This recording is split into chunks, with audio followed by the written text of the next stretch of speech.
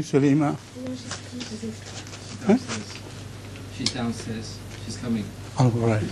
No, none will be absent at last. Naveed is not here today. He's in Algeria. Achha. Yes. Well, I've reached right on time, haven't I? Yes. Good. Yes. So let's begin, please. Assalamu alaikum. Une question, s'il vous plaît. Que pense Huzur de la situation politique en Côte d'Ivoire? What does Huzur think about the political situation in Ivory Coast? Your political correspondent has asked us. Yes. In Ivory Coast. The political situation there is still hanging in the balance. Lots of pressures are being brought about on the rebels, and finally nothing has settled either way. But as far as Jamaat is concerned, whatever the coup, at present they have taken over, of course. The army has taken over, but it's still liquid in the sense that the revolution has not yet settled down.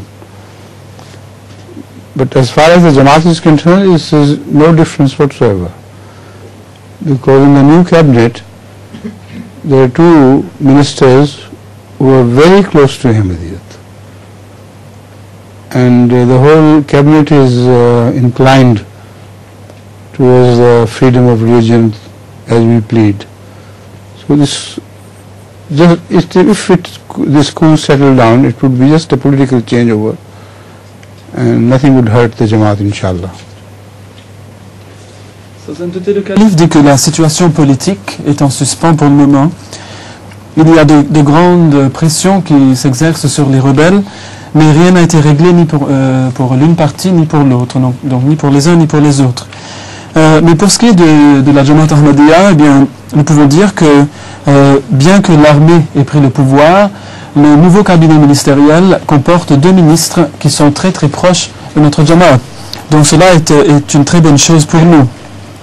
Donc bien sûr la situation, comme le calife l'a dit, ne s'est pas encore complètement finalisée, si vous voulez, mais ce ne sera qu'un changement au niveau politique, mais cela n'affectera pas la Jamaat Ahmadiyya, Inch'Allah. Dans le Saint-Coran, le verset 8 et du chapitre 17, Allah fait référence aux Juifs et à 2 agressions. Pourquoi alors Allah utilise le terme mosquée au lieu de temple? So this is a question based on verse 8 of chapter 17.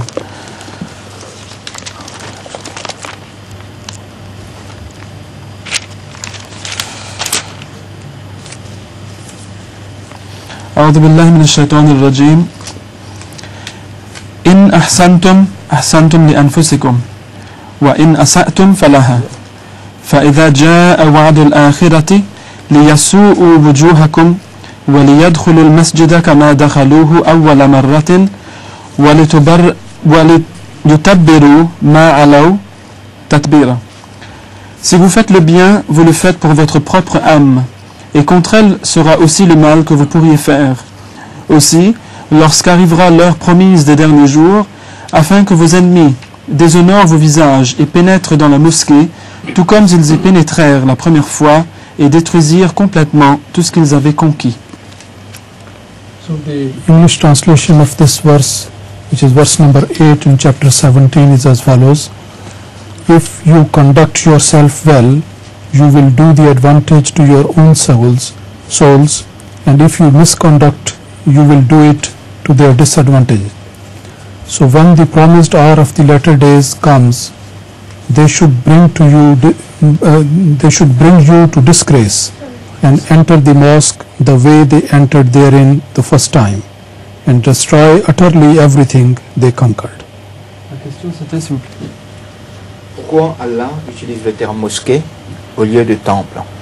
in this verse as well, why does Allah use the word mosque instead of temple, with reference to the Jews? The word mosque is a very old word, and the Muslims seem to have misappropriated it wrongly. All places of worship are in fact mosques. Masjid. So, although in English and also perhaps in Arabic we use different words to specify the church belonging to some particular religion, but in fact the word mosque is one of the oldest word used for the places of worship of Allah. Masjid ka bataye na pehle. About Ashab al-Kahf as well. لَنَتَّخِذَنَّ हाँ, عَلَيْهِ हाँ. مَسْجِدًا. Ashab al-Kahf, the word masjid is used. Any other? This zakat is also used. Zakat. Zakat, masajid. About masjid, I think I have carried out a research and I found that the word mosque is applicable to every place of worship. But I don't remember exactly now. Often, I can't recall the conclusive evidence of this. Only Imam Sahib has pointed out to one which applies to Ashab al-Kahf, and that was also before Islam. So most certainly places of worship were referred to as the mosque. Hazur, if I may ask, does that suggest that the early Christians would also be prostrating, because the masjid comes from the word sajada? Of course, everybody. Masjid is, as you have just suggested, the word masjid means the place of prostration. So it doesn't mean a physical prostration, but the prostration of the soul is the primary meaning. Sa Sainteté le Calife dit que en fait le terme masjid ou mosquée est un terme très très ancien, et les musulmans s'en sont accaparés sans raison, et ils ont, pour ainsi dire, le monopole de ce terme, alors qu'il s'applique en fait à tous les différents lieux d'adoration. Bien que nous utilisions des différents termes pour désigner les lieux d'adoration dans les différentes langues comme l'anglais, le français, etc. Donc chacun a un terme pour son lieu d'adoration. Mais cela n'empêche pas que le mot mosquée soit le terme le plus ancien pour désigner tous ces lieux-là. D'ailleurs, dans le Saint-Coran, nous voyons d'autres références que nous a fournies M. l'imam Rachel ici. Et par exemple, notamment la référence qu'a trait aux Ashab al-Kahf, ou les gens de la caverne, qui étaient des chrétiens donc, et ils disent, ces gens qui les ont suivis, que allons construire une mosquée pour eux, donc en leur honneur si vous voulez. Donc ce terme a été utilisé dans le passé.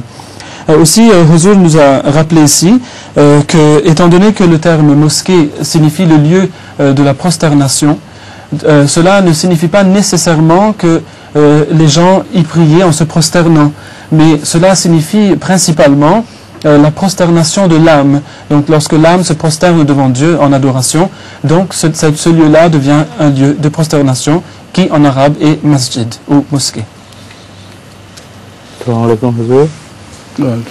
Si une personne ne se souvient presque jamais de ses rêves, cela indique-t-il un niveau bas de spiritualité?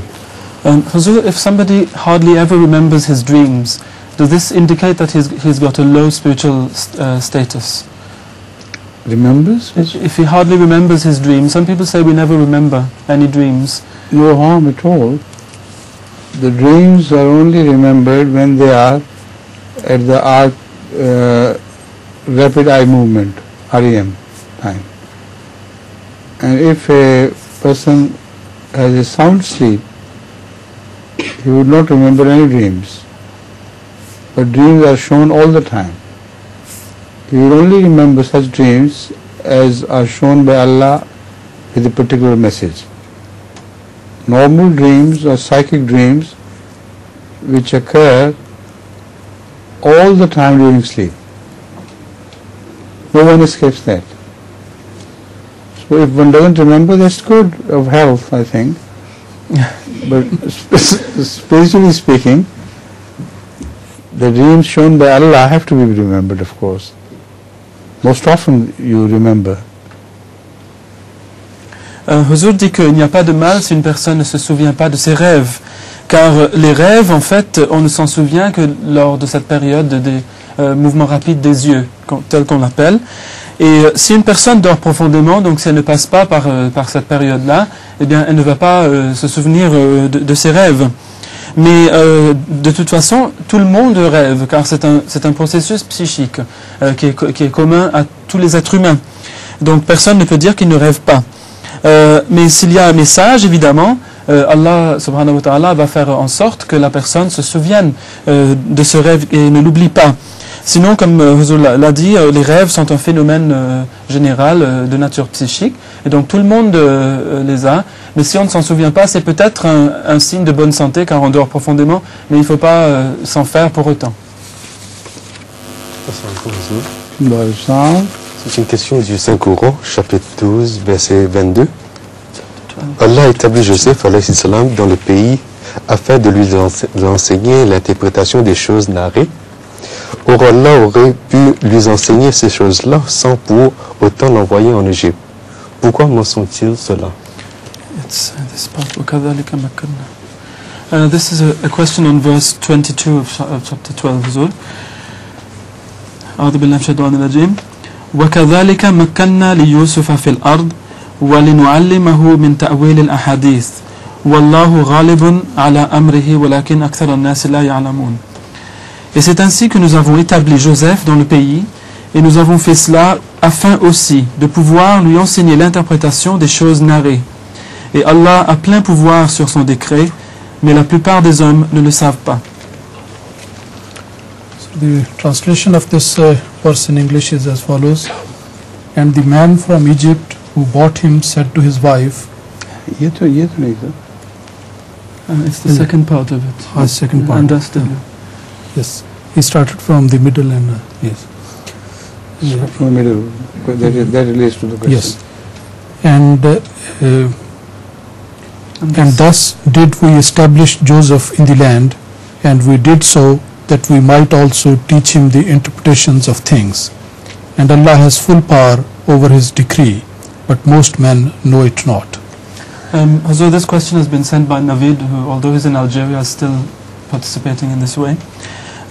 He said that he would like Huzur to explain this verse in the sense that if Allah wanted to teach these things to Hazrat Yusuf alayhi salam, why did he have to bring him to Egypt? Could he not have done it because elsewhere? Egypt needed this,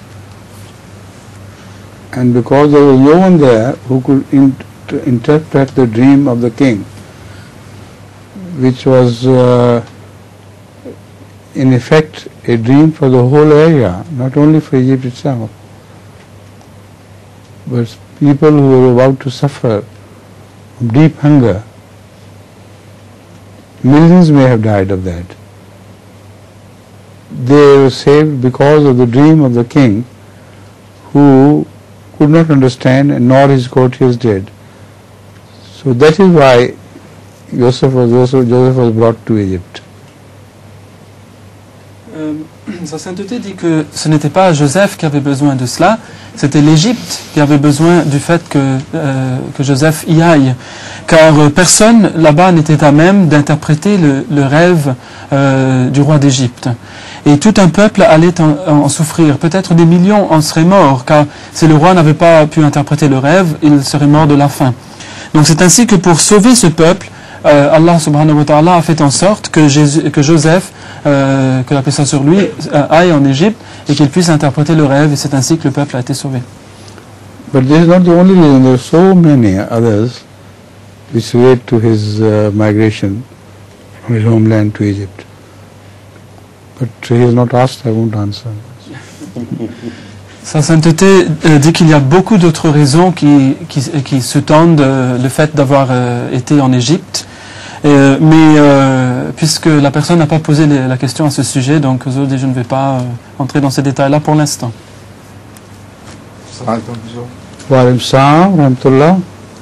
Que pense Au-dessus du phénomène la combustion vive chez l'être humain, où la personne prend feu soudainement et se réduit en cendres. What does Huzur think about the phenomenon of spontaneous combustion in human beings, where a person could suddenly take fire and be burnt to ashes? It is said, but not proved. No evidence is ever produced. I have read it so many times about the simultaneous combustion of somebody, but I haven't seen any scientific evidence of this existence. Sa sainteté dit qu'on le dit, certes, j'ai lu beaucoup de choses à ce sujet, mais il nous reste encore à voir les évidences qui soutiennent cette théorie, car jusqu'à présent je n'en ai vu aucune. Si une personne voit dans un rêve qu'elle est en train de mourir dans une grande douleur, cela peut-il avoir un sens? If somebody sees in a dream that he is dying in great pain in the dream, could this have any meaning for him? Does it have any bearing? You see, the death has many messages. It can be interpreted so many ways. Sometimes death means migration from one place to another. And if he is in pain, it might just mean that he doesn't like to migrate. He likes his home place much better. And if he has to leave not only from another country but from another city, for instance, in England, and he doesn't want to leave home, so that dream would just indicate that thing. Sa sainteté dit que la mort peut comporter différents messages et donc le rêve peut être interprété de différentes façons. Mais parfois, la mort signifie l'émigration d'un lieu vers un autre. Si la personne se voit en train de mourir dans la douleur, donc cette douleur peut signifier qu'elle ne veut pas émigrer de son lieu de résidence, qu'elle préfère rester dans sa ville, comme par exemple la ville de Londres, et donc que la personne ne veut pas y aller, elle veut rester là, et cela peut signifier ça, sans plus. Does Huzur think that technology can wipe us out before Allah does himself? Donc la question est, Huzur pense-t-il que la technologie va nous détruire avant que Dieu ne le fasse lui-même? The question is, does Huzur think that technology will wipe us out before Allah does it himself? Technology itself cannot wipe us out. It's Allah who does through the wrong application of human technology. So technology is just a common word, is a neutral word, but through technology they have been able to make some very destructive weapons as well. So if they were destroyed, that will be their own weapons they create will be turned against them by Allah's will. Huzur dit que, en fait, la technologie ne peut pas nous détruire. C'est Allah qui nous détruit en utilisant souvent la mauvaise application de cette technologie. En soi, le terme de technologie ne comporte aucun mauvais sens. C'est un terme neutre. Mais à travers cette technologie que nous avons, les hommes ont créé des armes qui peuvent nous détruire. Donc, en fait, ce n'est que si Dieu le veut que cette technologie pourra nous causer du tort, mais c'est toujours Allah qui le fait en fin de compte. Khalid, yes? Oh yes, c'est on the verse, sorry, on the hadith, yes. Huzur, this question is based on this hadith reference. Oh no, I'm sorry, this is another one actually. It's the yes, it's about Yusr, is it? Or is that your question? I'm sorry. This one? Yeah, this is the one. I'm sorry. The wording is قال رسول الله صلى الله عليه وسلم من توضأ نحو وضوء هذا ثم صلى ركعتين لا يحدث فيهما نفسه غفر له ما تقدم من ذنبه. The Holy Prophet صلى الله عليه وسلم says that whosoever does wuzu the way I do my wuzu, and after that he offers 2 rakats of prayer and does not break any law, غفر له ما تقدم من ذنبه, then all of his previous sins are forgiven. This is the quick. Cette hadith est-elle la même que le Salatul Hajjah? Huzur, the question is this hadith, does it mean the same thing as the Salatul Hajjah? Salatul Hajjah, I don't know about. What's Salatul Hajjah? In some books, particularly non-Ahmadi books, it is mentioned that when a person... I don't find it mentioned in any hadith. Yes, not in hadith. Not in hadith. That's absurd. Yeah. Leave Salatul Hajjah alone for the time being. But this particularly means if somebody does the wuzu like Rasulullah ﷺ did, it means he does the wuzu not only of these visible parts but internal wuzu as well. Some people call it the wuzu of tears. So if someone does the wuzu for the sake of Allah, washing himself and his soul at the same time, and then stands for 2 rakat, repenting his sins very much and praying to Allah, he will be pardoned and he will be like a newborn babe. Sa sainteté, le calife dit que laissons de côté la Salatul Hajjah pour le moment, car je ne vois pas de référence exacte à ce sujet dans les hadiths. Mais parlons plutôt de ce hadith aussi.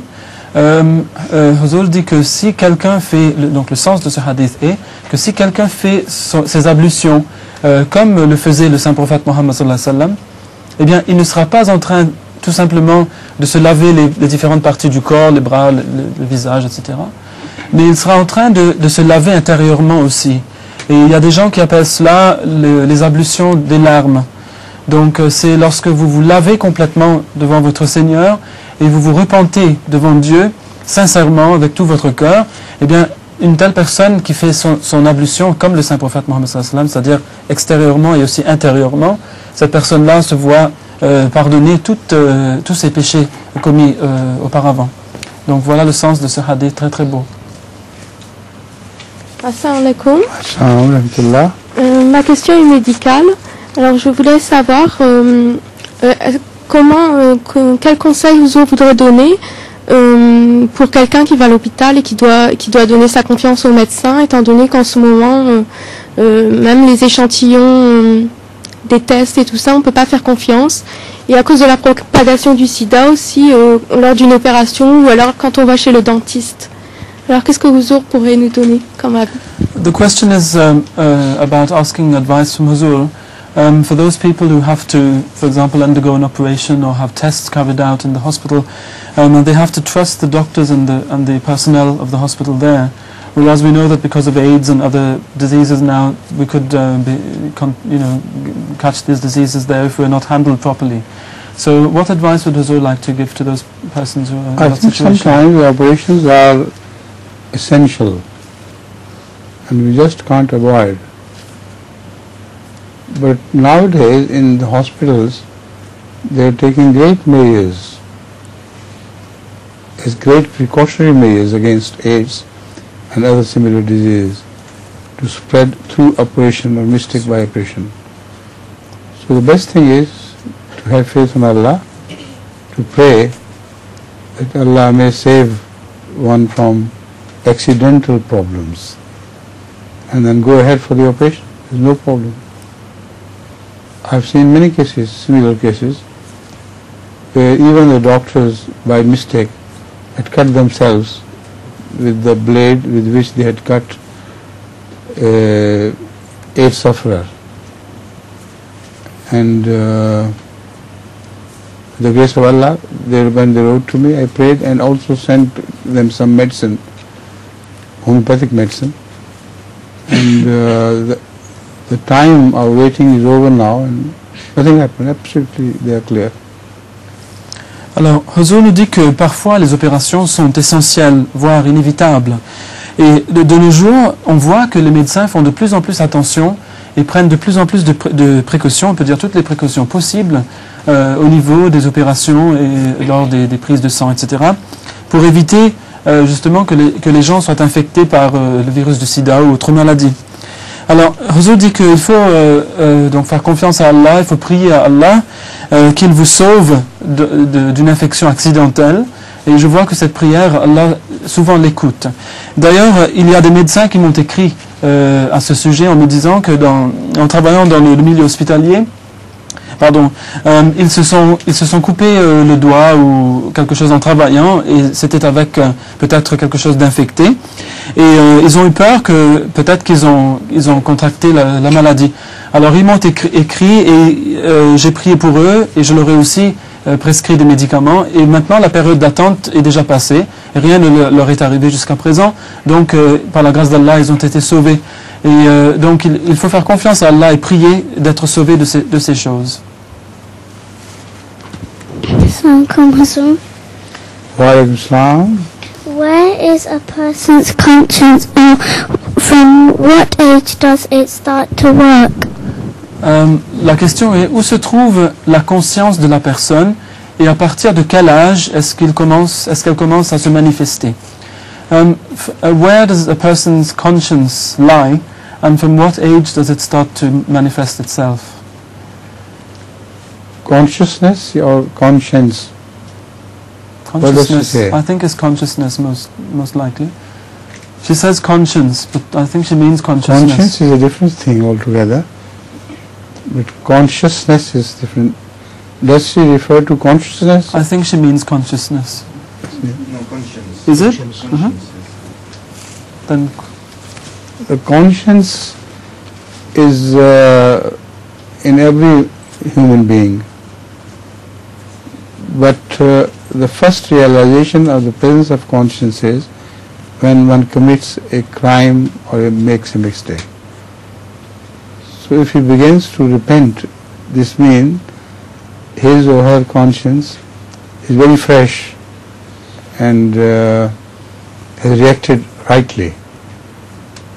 But the conscience also sometimes goes to sleep. After repeated sins, after repeated warning and paying no heed to them, the hard criminals become conscienceless. I mean, they have a conscience which has died within them. So a child, whenever the first time he realizes or she realizes that I have made a mistake, that is the time when she should realize or he should realize that she or he have a conscience. Sa sainteté dit que la conscience, en fait, se trouve dans tout être humain. Et la première réalisation commence de cette conscience, donc, ou de sa première manifestation, si vous voulez, commence lorsqu'on commet le premier crime dans son enfance, dans sa jeunesse, et lorsqu'on ressent on a des remords par la suite et on s'en repent. Donc cela démontre que la conscience... Yes, sir? Where's your wife? She's your wife. And she's also your daughter. All three of them, huh? Ah, yes, good. So please, I'm sorry, huh? Shoot him. He's tired, huh? Oui. Alors, Rasoul était en train de demander à propos du petit garçon qui est ici. C'est le fils de M. Anwar Jawahir. Il est fatigué. Et donc, je reprends là où je l'avais laissé. Donc, si l'enfant se repent, eh bien, cela démontre que l'enfant a encore une conscience très fraîche. Mais lorsqu'il s'agit d'un criminel endurci, ce criminel-là, parfois, ne ressent plus ce qu'il fait, et c'est parce que sa conscience est presque morte. Donc, lorsque l'enfant, dans sa pour la toute première fois, commet un crime et a des remords, et donc par la suite, eh bien, c'est là la première fois que la conscience se manifeste chez cet enfant-là, donc chez l'être humain. The way he's sleeping is indicative that his passage of nose is rather narrow. Because only those children sleep with an open mouth who have breathing problems through nose. If there is no breathing problem through nose, they will sleep with shut mouth. So finally find out about his nose, something wrong. If he is not suffering from some cold, that is a different story, that is temporary. But if he always sleeps like this, then this nose passage has to be checked. Should I translate? Oui. Huzur dit qu'il a fait la remarque, pour notre petit participant ici, il a remarqué qu'il dort la bouche ouverte et Huzur a dit qu'il vaudrait mieux le faire ausculter, car souvent les enfants, lorsqu'ils dorment la bouche ouverte, cela est indicatif du fait que leur passage nasal est peut-être très étroit. Et donc, les enfants tels que celui-là ressentent des difficultés au niveau de la respiration lors du sommeil. Donc, il vaudrait mieux le faire voir par un médecin pour savoir de quoi il s'agit. Huzur, a-t-il des souvenirs mémorables de ces jours à la Jamia Ahmadiyya? Does Huzur have any nice memories to share with us on his days in the Jamia Ahmadiyya? In Jamia Ahmadiyya, yes, I have many nice memories. Not just one. It's a very long story. When I went to Jamia Ahmadiyya, the Jamia Ahmadiyya was a makeshift arrangement. The Langar Khana for Jalsa Salana was turned into a Jamia Ahmadiyya.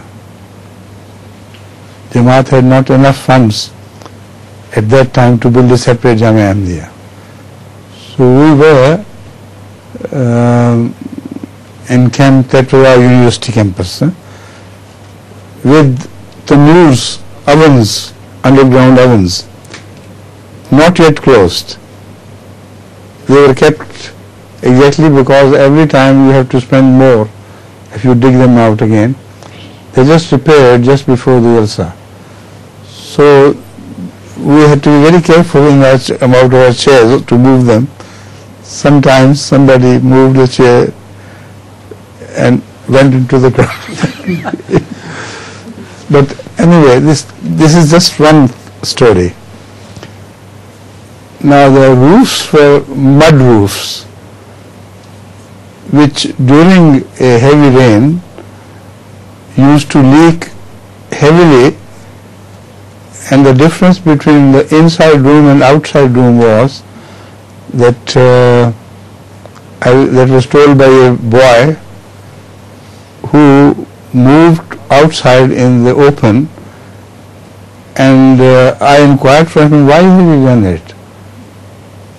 It was raining very hard and he was sleeping outside. So he said the only difference between inside and outside was that inside was muddy rain outside was a clean day. So we had many interesting things to remember during Jamia days. We used to make jokes and laughs, and training of speeches is very interesting. One of my brothers once thought that he does not have to prepare for speeches. He will do it on the examination offhand. It's easy to talk. So then he thought of a device. He decided to begin the speech with a joke, of which he was an expert. So the moment he started the joke, he fell into the right gear and gained full confidence. So everybody laughed, and it was a very good speech. Everybody applauded. And then suddenly he thought that I am not quoting any Quran or Hadith. So he started reading the Quran, which is wrong. His memory was faulty and was reading a verse absolutely wrong. So people had a big laugh. In the beginning they thought this was also a joke. Then he realized that something wrong has been done by him. So he started trembling and stuttering and things. So there are many interesting stories about Jamia which I remember. I think let me come back to you again now for the class, otherwise we will spend all the time in this Jamia.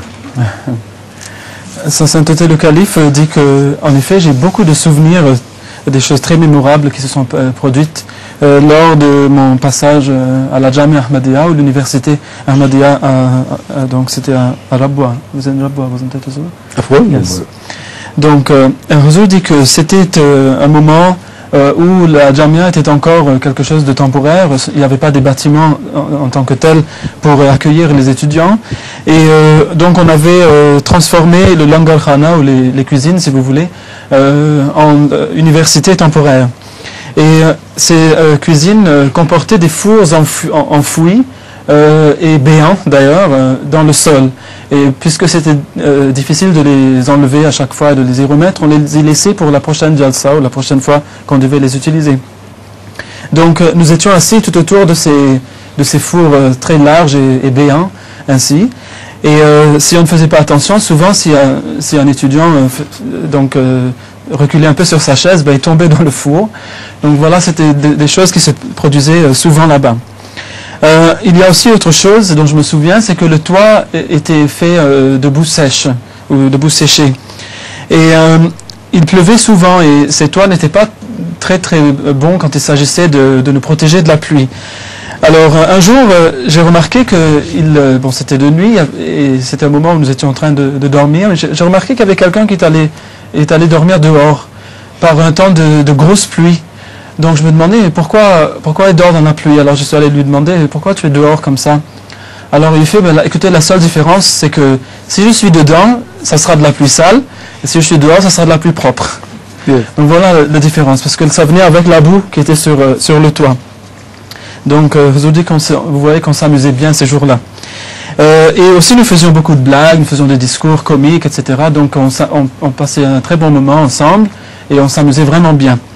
Une fois, je me souviens que l'un de mes frères devait faire un discours lors de l'examen, l'un des examens de la Jamia. Et il fallait, en principe, qu'on se prépare avec des notes, etc. Avant cela.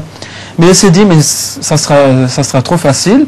Je ne vais pas me préparer. Je vais aller parler sur le moment, sur le coup. Alors, il a pensé que si je commence par une blague, et il maîtrisait bien la blague, donc il se mettrait dans une bonne... il commencerait d'un bon pied, et que tout irait bien par la suite, et il aurait beaucoup de confiance, etc. Donc il a commencé par sa blague, et ça a amusé tout le monde était très très content, et tout le monde a apprécié vraiment son discours. Alors quand il arrivait un peu plus loin au milieu de son discours, et il était vraiment confiant, il s'est souvenu tout à coup, mais attendez, mais je n'ai pas cité ni le Coran ni le Hadith, et c'est quand même un discours religieux. Donc il a commencé à citer un verset du Coran, mais complètement à tort et à travers, ou complètement de travers si vous voulez. Il a mal cité, et il a remarqué que les gens riaient à nouveau. Alors tout d'abord il a cru que c'était parce qu'ils appréciaient son discours, mais après il s'est rendu compte qu'il avait complètement cité le verset mal, et que les gens étaient en train de se moquer de lui en fait. Et donc là, il a perdu sa confiance, il a commencé à bégayer, puis il a perdu le contrôle de son discours. Donc il y a beaucoup de mémoires telles qui me reviennent, dit Huzur, mais si je vais m'attarder dessus, on n'aura pas le temps de finir avec les autres personnes ici et leurs questions. Donc je vais laisser ça pour le moment. Just to cheer you up, I'll add just one more joke of the Jamia days. And the interesting thing is that all these jokes are real. No falsehood, absolutely correct as happening. But there were funny things used to happen. Once, one of my younger brothers, in extremely cold weather, was walking from his home to Jamia, when on the way he met a small poor boy who was completely naked, wearing nothing. So he took pity on him, and he stopped, paused on the way and said, "Poor boy, don't you feel cold? You're standing all night." He laughed back. He said, "Don't you see I'm wearing a cap?" So big open your eyes, wearing a cap. Like Khalid is wearing a cap now. Come on. Alors, next, after this translation. Oui. Huzur dit que pour te remonter un peu le moral, parce que j'ai dit que je vais m'arrêter un peu, je vais pas m'attarder dessus. Encore une petite blague. Et disons-le au passage, dit Huzur, toutes ces blagues sont des choses réelles qui ont vraiment eu lieu. Ce ne sont pas des choses inventées. Ces choses sont des choses comiques, des événements comiques, des incidents comiques qui ont eu lieu. Eh bien, une fois, l'un de mes frères plus jeune que moi, s'en allait vers la Jamia, et en route, il a vu un petit garçon qui était complètement nu par un temps de froid. Et il a vraiment eu pitié du petit garçon. Il lui a dit, tu n'as pas froid comme ça? Et le garçon lui dit, mais comment? Vous ne voyez pas que j'ai un chapeau sur la tête, je suis pas nu. Et donc, c'est ainsi que le garçon croyait que, puisqu'il avait un chapeau, donc qu'il ne devait pas avoir froid. Donc voilà des petites choses qui se passaient lors de la Jamia. Perhaps if Huzur permits, we could come back to Jamia and some other programs. Of course. Jazakumullah. Salam alaikum Huzur. Wa alaikum salam. Huzur aime la couleur verte. Mais pourquoi ne porte-t-il pas un turban vert? Huzur likes the green color. But then, why does Huzur not wear a green turban? I like many other colors too. Gold and red and crimson, etc. Should I wear all these turbans? To wear turban is a tradition with us which I am following of the previous caliphs. They used to wear white turban. So I follow them, and that is why I wear a white turban. Huzur dit que j'aime aussi d'autres couleurs comme l'or, le rouge, etc. Eh bien, devrais-je porter des turbans de toutes ces couleurs-là? Eh bien, Huzur dit que, en fait, les califes précédents avaient cette tradition de porter le turban blanc, comme je le porte, et je suis leur tradition, et c'est ainsi que je porte un turban blanc moi aussi. Assalamu alaikum Huzur. Assalamu alaikum.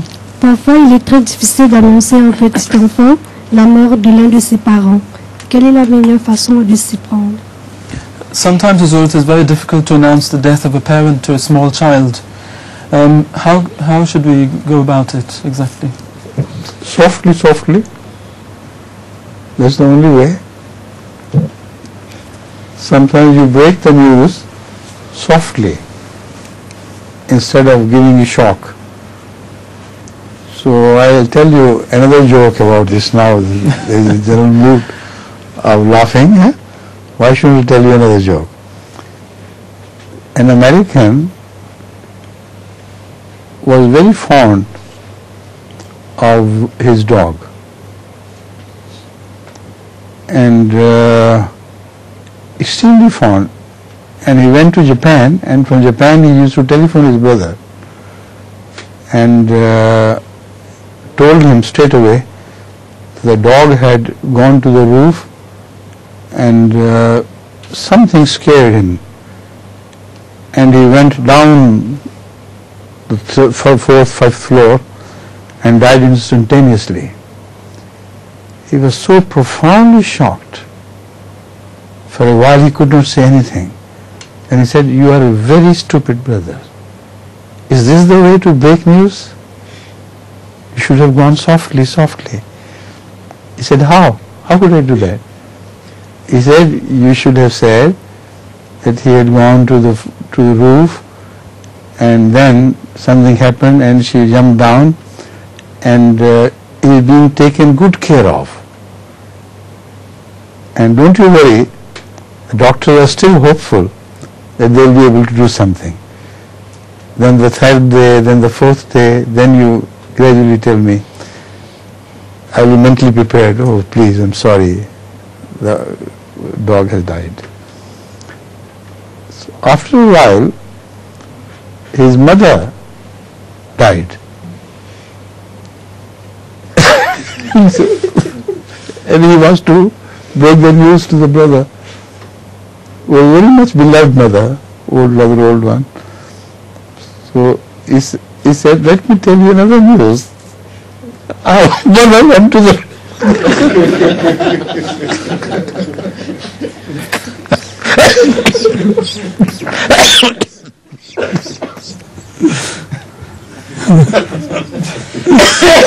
Sorry.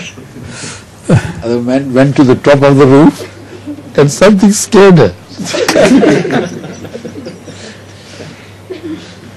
And she jumped.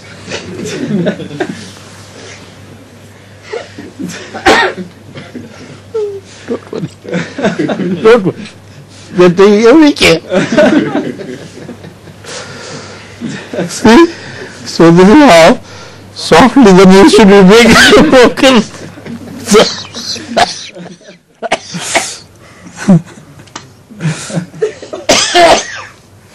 You can tell the child is the father who got to the top of the room.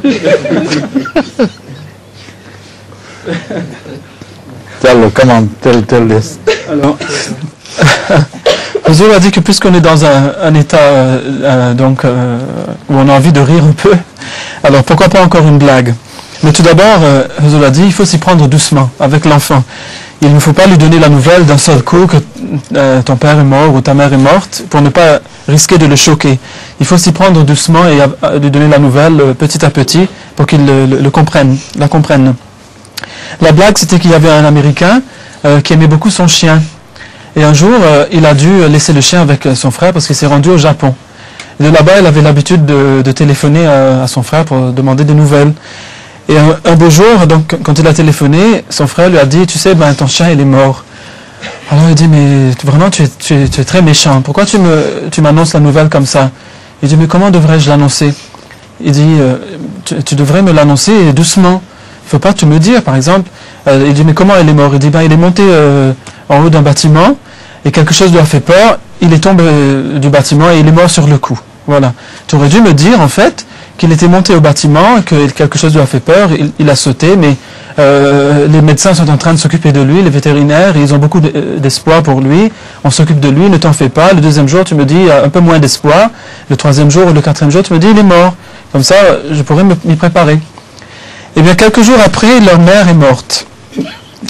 Alors, lorsque le monsieur a téléphoné à nouveau, son frère a commencé à lui dire, tu sais, maman est montée sur le toit, quelque chose lui a fait peur. Et elle a sauté. Et donc c'est ainsi qu'il a voulu donner la nouvelle en la cassant, la fragmentant ainsi, en la faisant passer la pauvre mère par la même expérience que le chien. Et donc on voit que c'est ainsi qu'il avait un peu mal compris, quoi. Eh bien, Huzur dit qu'on peut utiliser des histoires similaires pour expliquer à l'enfant comment son parent est mort, en lui disant petit à petit comment la personne est morte. Mais évidemment, on ne va pas lui dire que le père est monté jusqu'en haut du toit. Please, sorry. Enough of jokes today. She started it, you know. Where is Faiza? She's not born Huzur. She's not born Huzur.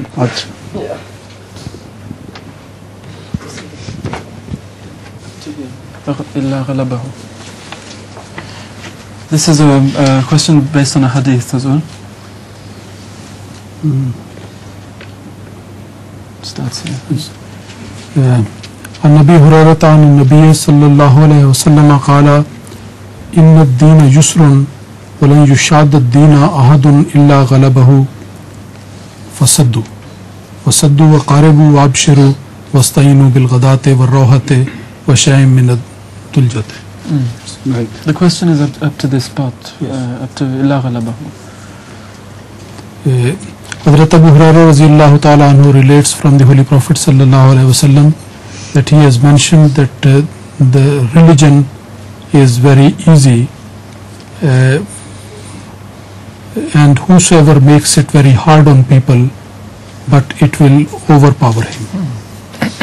Donc la question c'est basé sur le hadith qui dit que la religion est une chose facile, c'est une facilité, et quiconque la rend difficile, eh bien il aura sa défaite sera vaincu par cette même difficulté-là. Comment éviter de rendre la religion difficile à suivre pour les gens? How can we avoid making religion difficult to be followed by people? You see, this hadith is not properly quoted, I think. I remember the hadith, or it is more explained in many other hadiths as well, that don't try to please God forcibly by adopting a harder attitude in your religion, because Allah has made the religion simple and practicable. So if you want to please God perforce through your hardness, Allah will not be pleased. He will rather break you. So your religion will be of no advantage to you, but it will break your backbone. This is the true hadith. So do it easily, like a traveler does. He travels in the sunny days, sometimes early in the morning, and then stops for rest in the mid-noon and afternoon under a shade. Then at the evening, he again begins to start his journey. So similarly, find good opportunities to work for religion, but don't make it a painful, don't make it a difficult and hard task upon yourself. Huzur dit qu'en fait ce hadith n'est pas cité correctement ou complètement, car je me souviens d'une autre façon que ça avait été cité, et c'est que n'essayez pas de faire plaisir à Allah par la force, par la dureté de cette religion que vous avez faite artificiellement, car Allah l'a rendue simple et facile.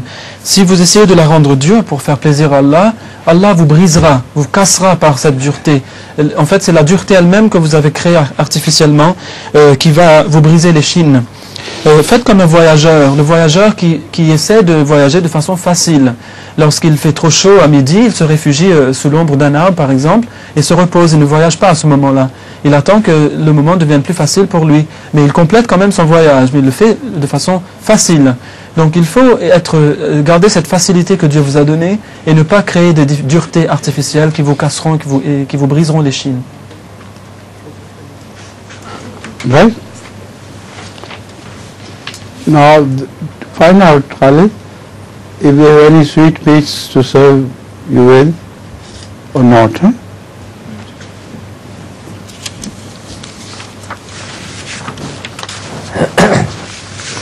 Yes, there are. MashaAllah.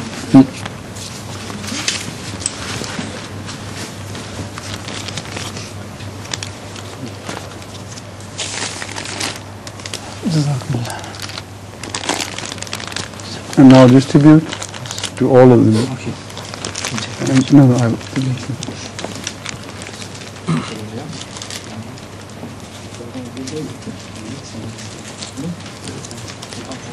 Do you know why we are distributing these sweetmeats? Very normally, but what particular occasion has caused this? Can you guess? None of you can. You can? You suspect? Yes.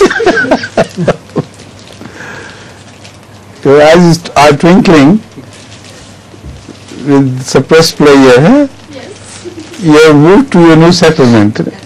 And you like it? Oh yes. Alhamdulillah. I'm so happy. So I told Bashir to particularly bring this sweetmeat today.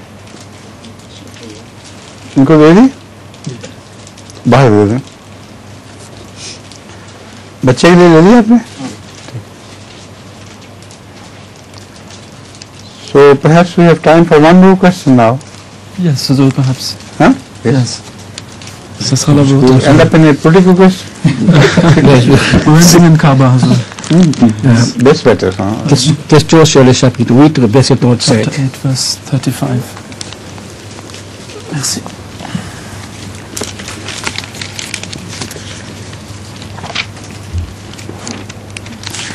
It's on verse 35 of Surah Al-Anfal, Huzur. أعوذ بالله من الشيطان الرجيم وما لهم ألا يعذبهم الله وهم يصدون عن المسجد الحرام وما كانوا أولياءه إن أولياؤه إلا المتقون ولكن أكثرهم لا يعلمون. Et quelle excuse ont-ils maintenant pour qu'Allah ne les châtie pas alors qu'ils empêchent les gens d'aller à la sainte mosquée et qu'ils n'en sont pas les vrais gardiens. Ces vrais gardiens sont seulement ceux qui sont justes, mais la plupart d'entre eux l'ignorent. So the English translation of this verse is as follows: And what excuse have they now that Allah should not punish them when they hinder men from the sacred mosque, and they are not the true guardians? Its true guardians are only those who are righteous, but most of them know not. La question maintenant, pourquoi Allah ne punit-il pas les gardiens de la Kaaba alors qu'il punit tous les autres peuples? The question is, Huzur, why is Allah not punishing the guardians of the Kaaba now, whereas He is punishing other peoples around in the world? You see, there is no hurry with God at all. In many matters, if God had punished everybody, every criminal immediately, then the world would be wiped out of all humankind, almost. So Allah has answered this question of punishment in a very strange and interesting manner, that if God were to punish you for all of your sins immediately, God has removed all animals from the face of earth, other animals lower than man. Man is dependent on animals. So if animals are killed and destroyed, man will automatically be destroyed. So that also indicates an attitude of thankfulness to God, that all the lower order of life are beneficial for human beings. So God has done so much, and still you are thankless. Huzur dit que, en fait, il n'y a pas de précipitation de la part de Dieu, car Dieu prend son temps avec ces choses. En effet, si Dieu punissait immédiatement les criminels pour les crimes qu'ils auraient commis, eh bien, il n'y aurait pas un seul homme qui subsisterait sur terre. Et Allah a répondu à cette question d'une façon très étrange, en disant que si Dieu devait punir immédiatement tout le monde pour tous leurs crimes et pour tous leurs péchés, eh bien même les animaux, les bêtes ne pourraient plus vivre sur terre, tous seraient détruits, car l'homme dépend des animaux. Mais si les hommes ne sont plus là, il n'y a plus aucune raison pour laquelle les animaux soient là. Donc c'est ainsi que Dieu prend son temps avec les gens et ne les punit pas immédiatement pour leurs péchés. Right? Now we have only 23 seconds left. Neither question will be framed in this little time nor an answer can be given. So I think I was on time today. Yes. So let's call it today then. Jazakumullah. Right? Jazakallah.